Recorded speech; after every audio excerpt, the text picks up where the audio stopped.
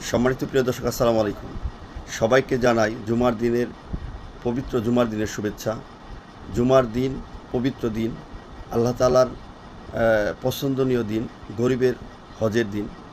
আমরা জুমার দিন সকল কাজকর্ম এবং সকল ব্যস্ততা ছেড়ে অবশ্যই জুমার দিনে মসজিদে গিয়ে জুমার নামাজ আদায় করার চেষ্টা করব, আগে যাওয়ার চেষ্টা করব। বিশেষ করে জুমার দিনে প্রত্যেক মসজিদের খতিব সাহেব অত্যন্ত গুরুত্বপূর্ণ আলোচনা করে থাকেন। তো আমরা অবশ্যই আগে গিয়ে হুজুরের আলোচনাগুলো গুরুত্বের সাথে শোনার চেষ্টা করব এবং আমল করার চেষ্টা করব। জুমার দিন আমাদের সকল ব্যস্ততা, সপ্তাহে 7 দিনের ব্যস্ততা এবং বর্তমান সময়ে বর্তমানে কাজের সিজন, সকল কাজের চেয়ে গুরুত্বপূর্ণ হচ্ছে নামাজ। নামাজের চাইতে দামি এবং গুরুত্বপূর্ণ কিছুই নাই। তাই আমরা নামাজকে সকল কাজের ঊর্ধ্বে মনে করে অবশ্যই কাজ তো পরে করতে পারবো ইনশাআল্লাহ, কিন্তু নামাজের টাইম চলে গেলে, নামাজ চলে গেলে তাহলে এই নামাজ আমরা পাবো না।